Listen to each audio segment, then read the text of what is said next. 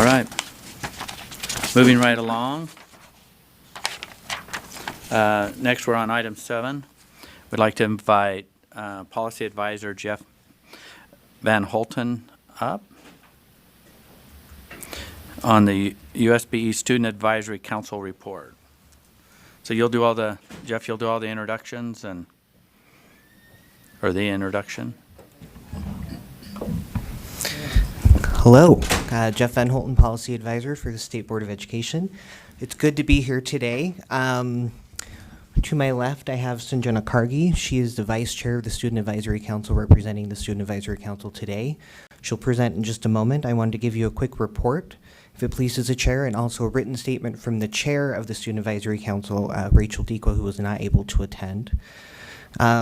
And I just wanted to start out by saying I was really excited when I got hired here. I've heard great things about the State Board of Education. And then I dove in very quickly into creating this policy. It was one of my first assignments, and then it officially made my job the coolest job in the agency. I get one of the few jobs where you get to directly interact with students at the state level. I was very excited, also very nervous, because I don't come from an education background, so I thought, well, this is unfortunate for the students. It'll be the blind leading them into a discussion about how they feel about their experience. But it's been just as educational for me as it has been for everyone. I wanted to highlight quickly, there is a report on Board Docs. It just kind of gives a very quick overview of some of the things that took place during those meetings that we had. We had 4 scheduled, unfortunately one on the day that we lost power. So that meeting was canceled. We also had a Slack channel, which for those who are not familiar with Slack, it is an online chat group, and the students were able to continue conversations there. I've heard rumors that they exchanged numbers and were texting each other often. Essentially, in our first meeting, we did a training. We did an overview of education, how it's structured, spent some time discussing the sources of law versus, the legislature versus administrative rule, the role that the state board plays, the role that the state board does not play, and that local boards play. Board member Linda Hansen and Lisa Cummins were on the council with me and helped me guide the students through where local and state ends, because that was also fuzzy for myself. And in that meeting, we also at the end took a vote to elect leadership and to kind of move forward in the direction that they took. The students formed 5 original committees. They voted to disband the 5th Committee of Finance and focused around the 4 committees. Yeah, they decided that was probably not, there wasn't enough time to really dive into all of the exciting things that Scott just presented to us. But they did center around 4 specific issues: school safety, mental health, minority inclusivity, and standards and assessments. They discussed, researched issues in all 4 of these areas. Our final meeting, board member Earl, attended and got to witness kind of a more informal setting where the students broke off into their committees to prepare their final proposals that you will be hearing in standards and assessment in August. They came down with 6 final recommendations that I think you will find are quite meaty. So if you were expecting a light, nice report from the students about education's great, they actually dove deep and found some very interesting and fascinating issues that they have some recommendations on for you. So with that, if it pleases the Chair, I'll read the statement from the Chair of the Student Advisory Council, and then I'll pass the time over to Sanjana, and then if you have any questions. Okay, please continue. So this is from Rachel Dequa, the Chair of the Student Advisory Council. Dear Board and Superintendent Dixon, serving on the 2018-19 Student Advisory Board has been an honor. I get the amazing opportunity to work with passionate and driven students concerned about improving their education. Each meeting, we found ourselves going over the scheduled time because we had so much to go over. We weren't able to meet every single month, and I felt that hurt the council's ability to properly work toward proposals. I suggest for the upcoming council of 1920 that the council meet every week and install mandatory conference calls between subcommittee heads monthly. Very ambitious. I also suggest more interaction between you and the students. I believe it will help students to know who they are going to be working with when they come up with their proposal plans. I encourage the new or returning term members to stay in touch with students, to regularly interact with students asking and recording recommendations or grievances, not just for their schools as they do represent a district. I strongly suggest contacting the school's student board, who will be their spokesperson for their student body. In parting, I thank every single one of my council members for taking this opportunity and seeing towards improving education for those who come after them. Thank you to the advisors who provided resources and extra help outside of meeting hours. Rachel Dequa.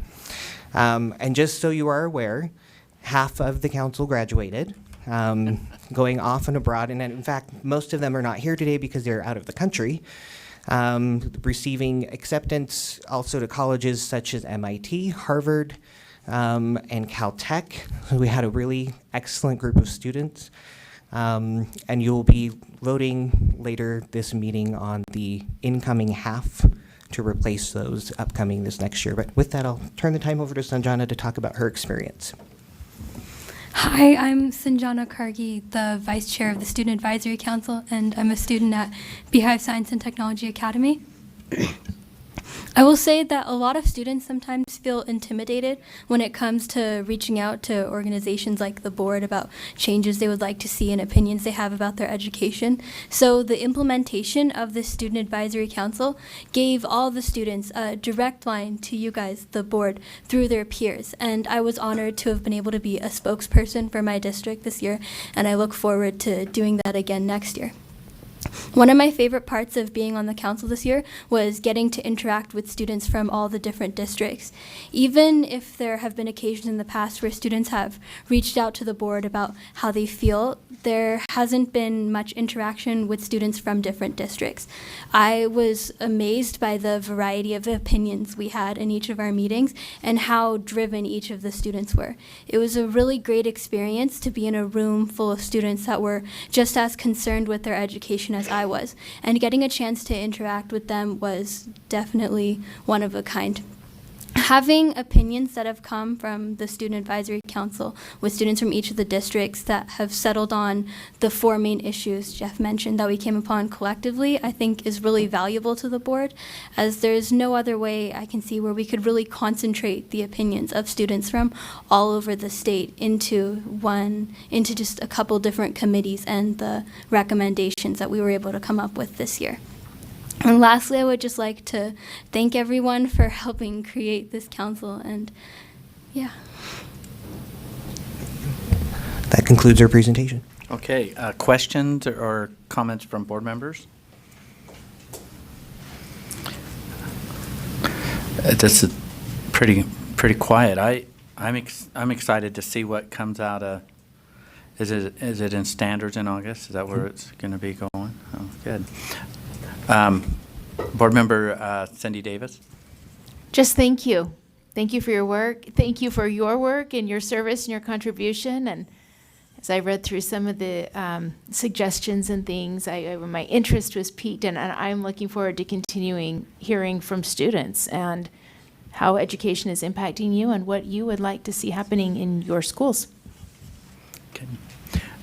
Board Member Lisa Cummins. Thank you. I just want to thank this lovely vice chair. Forgive me your name, Sanjana. Sanjana. I need to say that over and over again. But I've sat and listened to you discuss, and your peers discuss the issues, and I was quite blown away. The intelligence, the depth, the curiosity, just the vocabulary discussion was amazing to watch and behold. So proud of you, so proud of what your team has done, and I was so grateful to be a part of that first team, so thank you. Okay. Board Member Hanson. Thank you for coming. I'm so excited that you're going to be on the Student Advisory Council for another year. And it has been such a great experience. I have to share experience with you. The one thing I remember that just kind of showed how these students were, Ricky Scott was there, and he was presenting the science standards to the kids. And he had a little experiment going, and he wanted them to try this little experiment. So he passed something out, and they were trying this experiment. And he asked them for comments, and their comments were so in-depth and technical, and you could just see how brilliant all these kids were. And he turned and looked at me like, wow.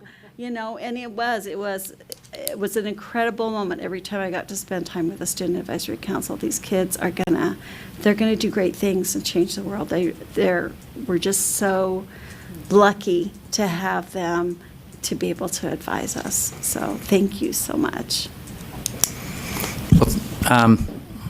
Thank you for being here today, and thank you for the presentation. And this is year one. Someone might say it's the infancy stage, and next year will be the toddler stage. So thank you for your commitment, and we look forward to many wonderful things coming from this group. So thank you for your report. Great, thank you.